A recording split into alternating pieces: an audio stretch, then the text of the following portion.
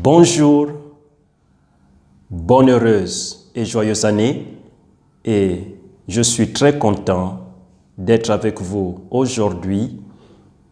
Et maintenant nous sommes dans l'année 2021, et lorsque l'année 2020 avait commencé, peu de gens s'y attendaient à la manière dont elle s'est déroulée, et nous n'étions pas prêts à faire face au Covid-19, et cela a bouleversé nos emplois du temps, nos vies et même plusieurs nations et gouvernements partout dans le monde.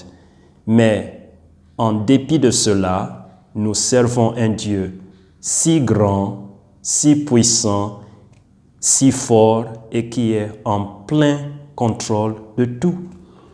Donc, déjà, chaque jour, il a été conclu que nous utilisons environ 7000 mots et environ 150 mots par minute.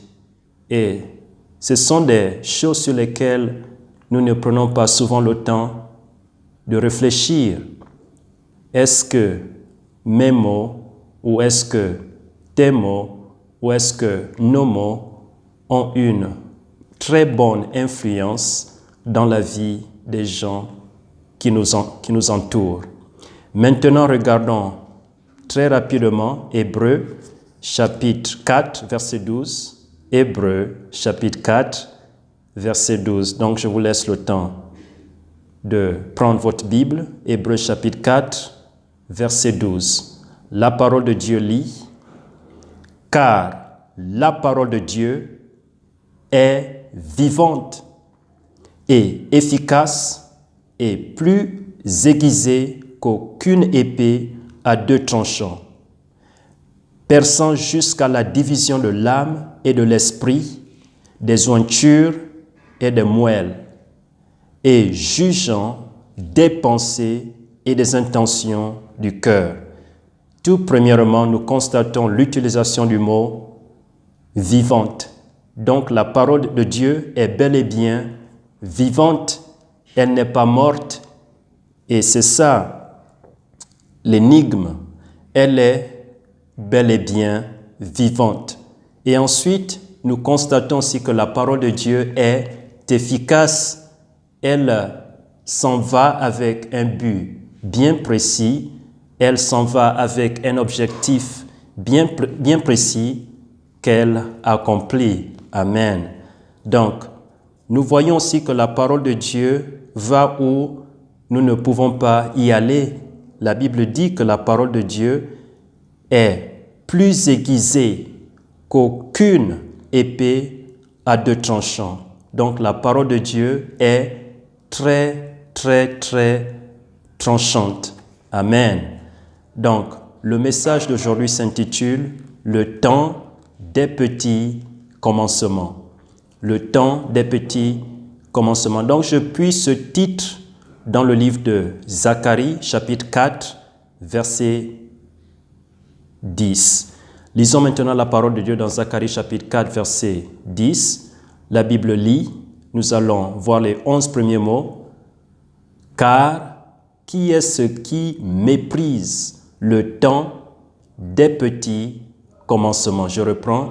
« Car qui est ce qui méprise le temps des petits commencements ?» Déjà, lorsque nous parlons du temps, sur mon portable, il fait en ce moment 13h08, mais ce n'est pas de ce à quoi je parle en ce moment. Lorsque je parle du temps, je parle plus précisément du moment ou du jour. Donc, ne méprise pas le moment ou l'instant ou le jour de petits commencements. Nous allons voir dans les quelques prochaines minutes 3 points clés, et c'est juste une parole d'encouragement pour cette nouvelle année à tous et à toutes. Donc, premier point, ne méprise pas le temps des petits commencements. Zacharie chapitre 4 verset 10, je relis: « Car qui est ce qui méprise le temps des petits commencements. Déjà, ce verset a 39 mots, mais nous allons nous appesantir sur les 11 premiers mots, plus précisément sur quelques mots-clés. Et le tout premier mot est méprise. Déjà, avec David, par exemple, dans l'Ancien Testament, ses frères l'avaient méprisé lorsqu'il avait entendu parler de ce géant. Il était venu auprès du roi afin de rassembler des informations et d'avoir une bonne idée sur ce géant. Mais son grand frère, plus précisément, n'avait pas été plu par rapport à l'action de David. Donc son frère même avait méprisé David. Et David était tout petit, il s'occupait des brebis de son père. Mais Dieu commençait déjà même à le préparer avec ce travail. Et c'était un petit garçon.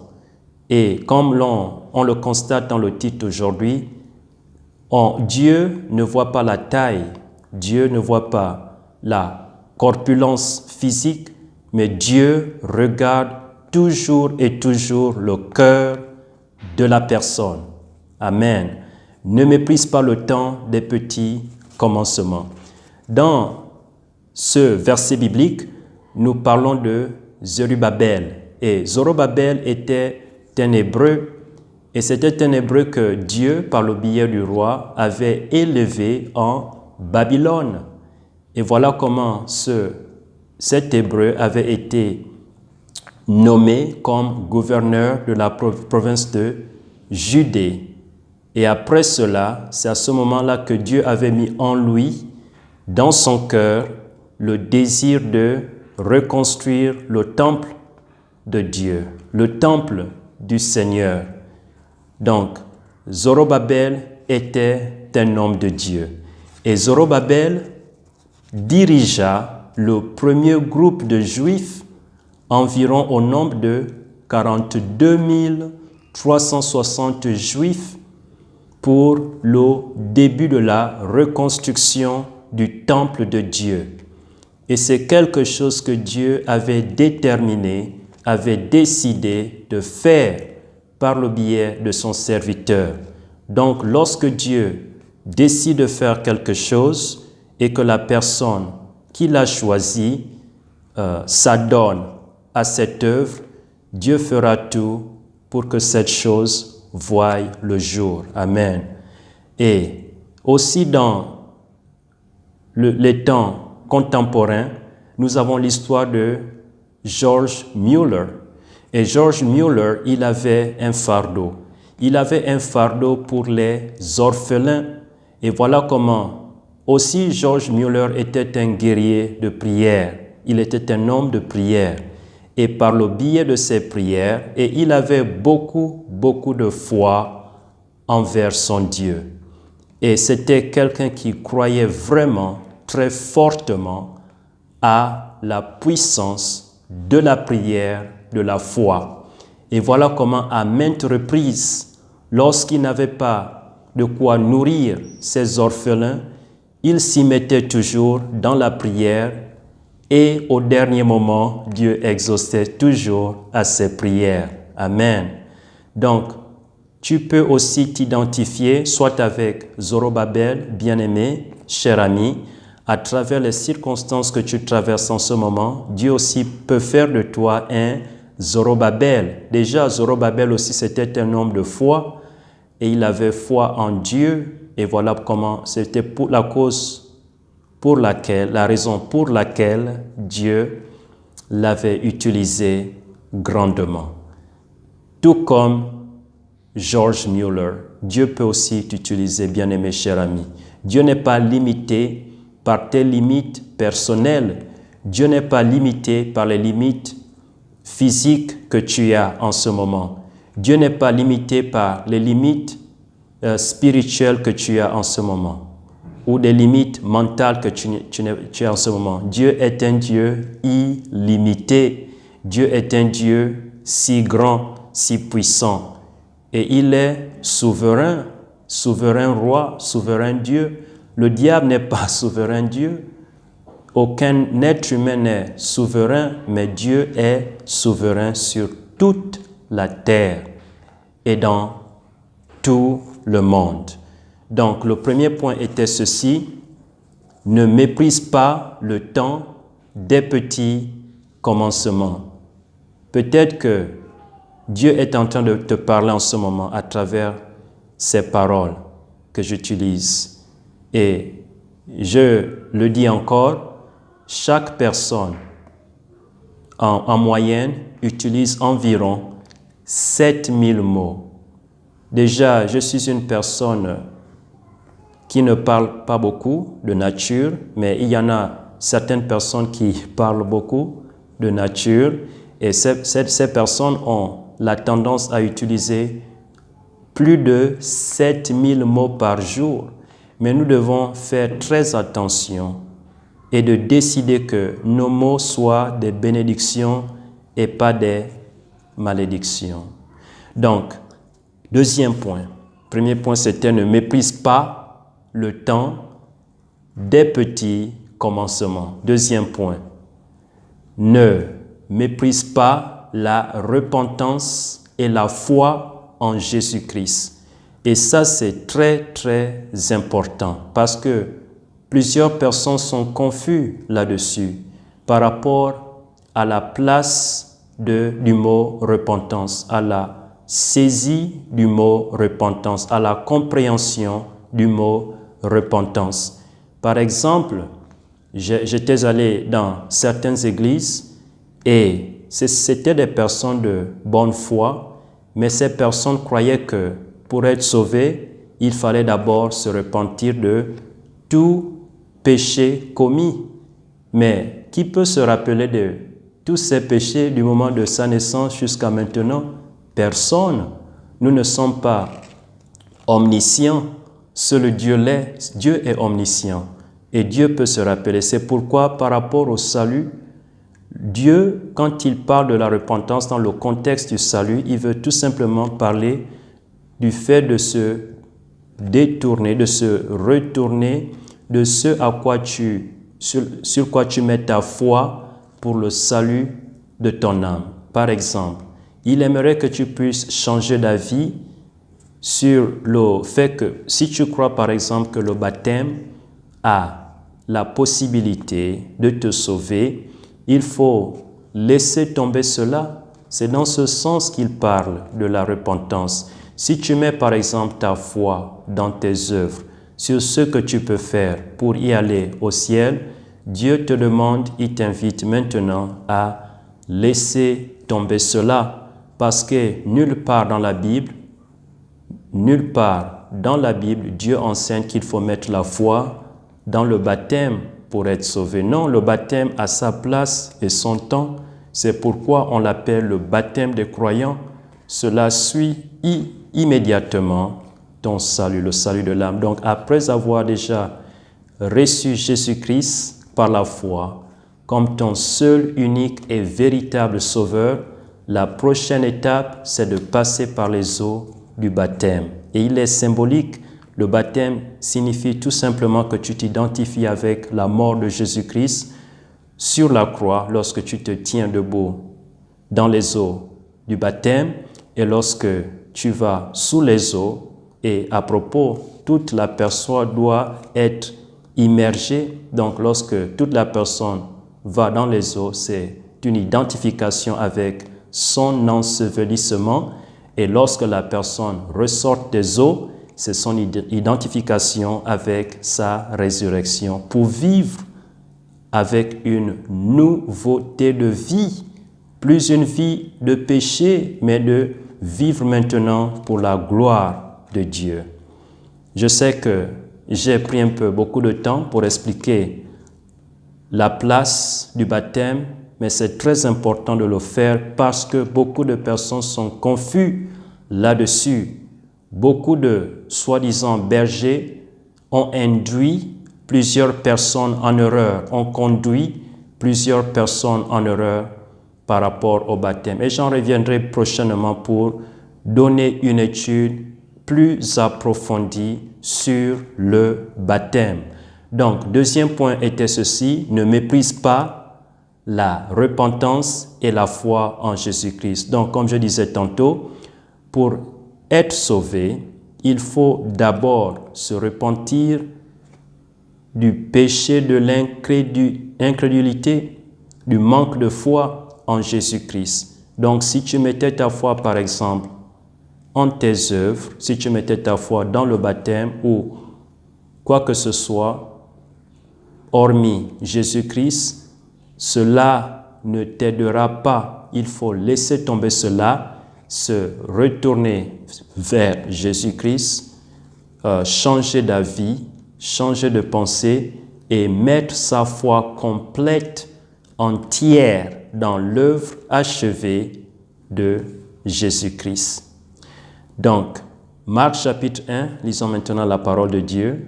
Marc chapitre 1, verset 15, je vous donne 1 minute pour y aller.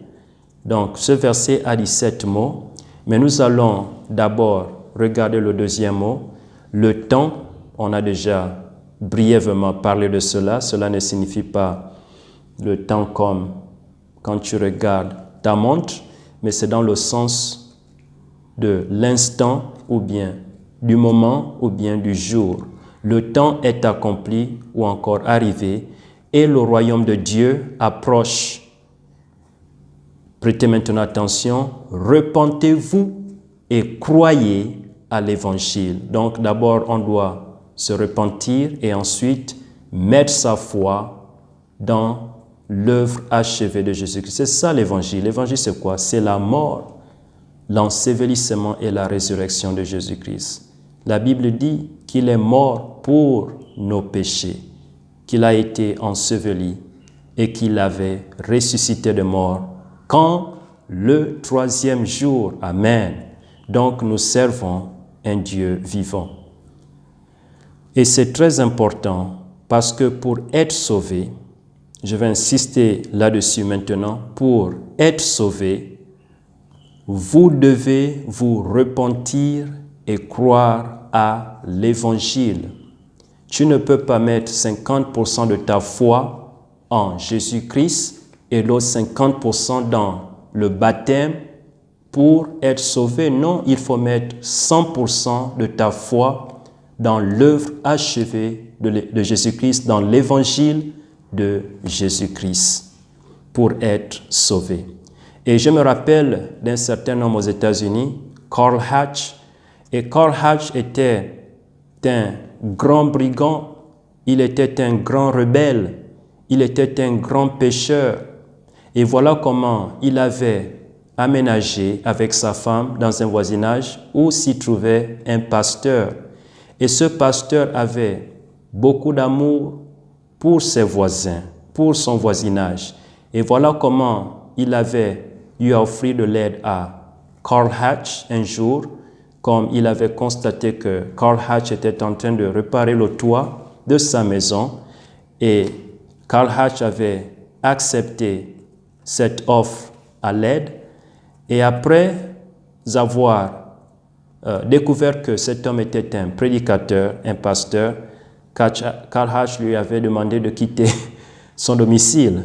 Mais cet homme avait promis en partant qu'il n'arrêterait pas de prier pour le salut de l'âme de Carl Hatch.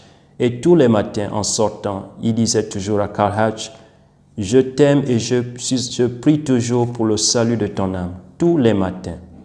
Et voilà comment Carl Hatch, un jour, par la grâce de Dieu, Dieu avait utilisé un événement sérieux dans sa vie pour attirer son attention. Et il s'était rappelé de l'amour véritable de son voisin, de ce prédicateur, et pour recevoir de l'aide, il s'était rabattu vers lui. Et voilà comment, pour rendre l'histoire courte, Carl Hatch avait été né de nouveau. Ce prédicateur avait eu l'opportunité, le privilège de conduire Carl Hatch au Seigneur, au Sauveur Jésus-Christ.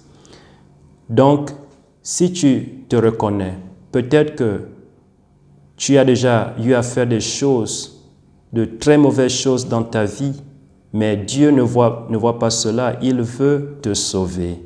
Peu importe ton passé, il veut t'accepter, te recevoir comme tu es. Mais il faut lui ouvrir ton cœur. Il faut accepter son salut. Il faut recevoir Jésus-Christ par la foi comme ton seul, unique et véritable sauveur. Donc, le deuxième point était ceci: ne méprise pas la repentance et la foi en Jésus-Christ. Et troisièmement, nous allons terminer avec ce point.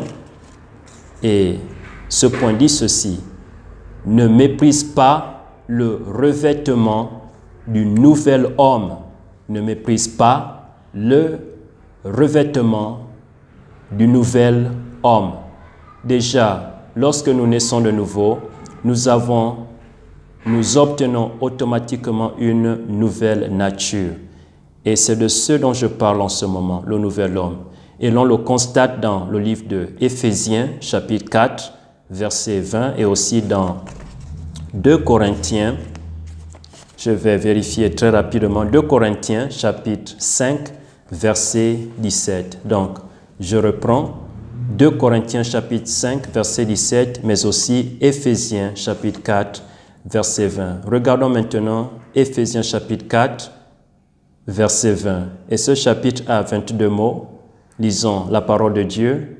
Et à vous revêtir du nouvel homme, créé à l'image de Dieu, dans la justice et la sainteté de la vérité. Donc, regardons le quatrième mot qui est revêtir. Déjà, chaque matin, nous sommes interpellés à nous revêtir, ou en d'autres mots, à mettre des vêtements. Mais ce ne sont pas des habits, ce sont des vêtements spirituels, tels que par exemple la gentillesse. C'est un vêtement spirituel. Dieu aimerait que nous puissions démontrer sa gentillesse au monde, que nous puissions démontrer sa gentillesse aux voisins, aux parents, aux membres de la famille et même à ceux qui nous veulent du mal. Il aimerait que nous puissions toujours et toujours démontrer de la gentillesse. Il aimerait aussi que nous puissions mettre le vêtement de l'amour.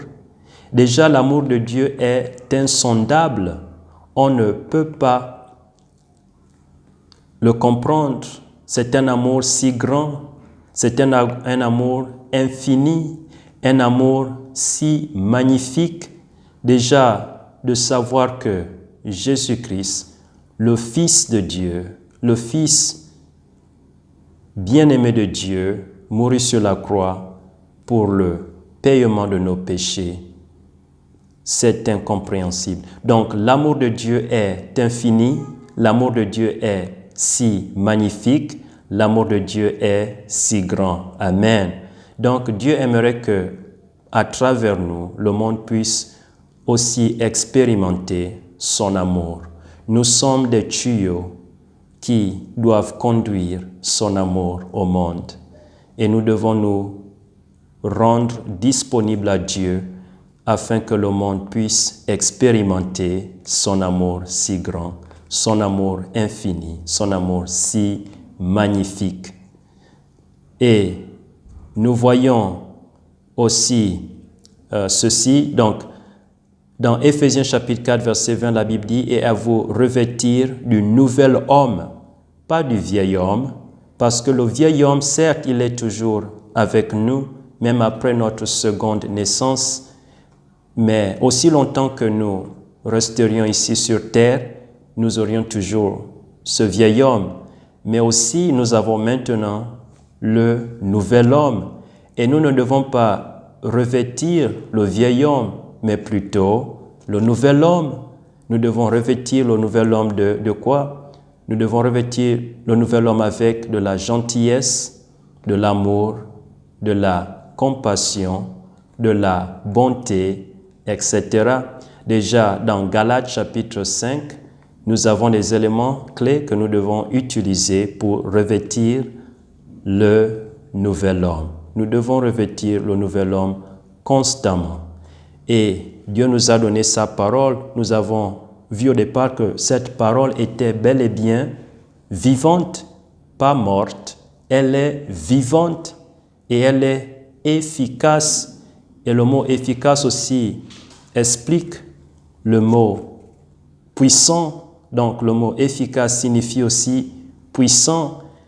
En d'autres termes, la parole de Dieu marche, la parole de Dieu fonctionne, la parole de Dieu est efficace. Il faut seulement avoir de la foi. Lorsque nous la mettons en pratique avec de la foi, elle marche, bien-aimé, cher ami.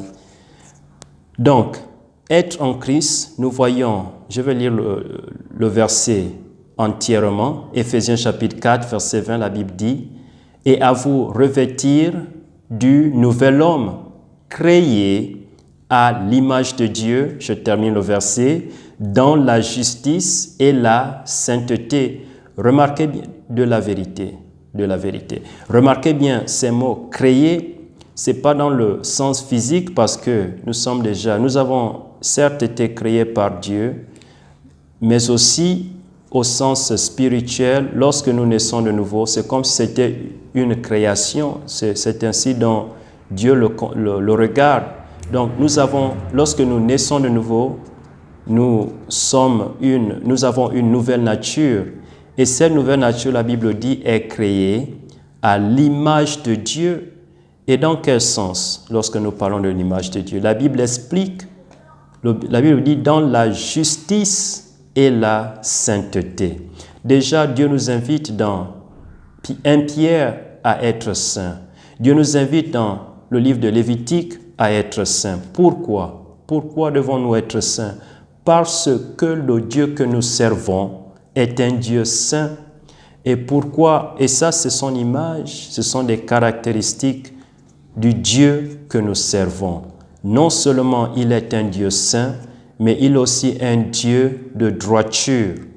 C'est un Dieu de droiture. C'est pourquoi au quotidien, nous devons marcher droitement avec Dieu. Et nous marchons avec Dieu, nous suivons ses pas, il détermine nos pas. C'est en fonction de ces pas que nous établissons les nôtres, que nous établissons nos pas. Donc nous marchons, pas seuls, mais avec Dieu. Nous suivons ses pas tous les jours. Amen. Et nous allons nous arrêter là. Et j'espère que ces 3 points, je vais les répéter, ont été un message d'encouragement pour toi, bien-aimé, cher ami. Et comme je l'ai si bien dit dans le titre, les temps des petits commencements. Tu peux commencer petit cette année, bien-aimé. Tu peux commencer avec même 5 minutes dans la prière. Tu peux commencer avec 5 minutes dans la louange. Tu peux commencer avec 5 minutes dans l'évangélisation. Tu peux commencer un peu, tu n'as pas besoin de commencer grand. Et au fil de temps, tu peux ajouter du temps à cela. Et avoir des objectifs bien précis, des buts bien précis. Pour ta gloire, non, mais pour la gloire de Dieu.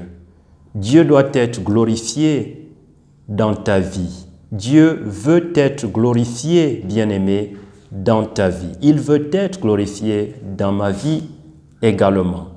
Dieu veut être glorifié dans nos vies. Donc, nous devons tout faire pour la gloire et l'honneur de Dieu.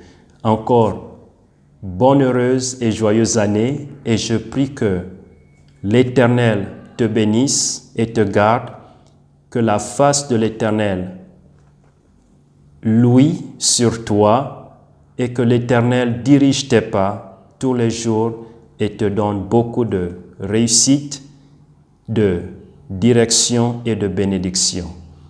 Que Dieu te bénisse. Amen. bonne, heureuse et joyeuse année.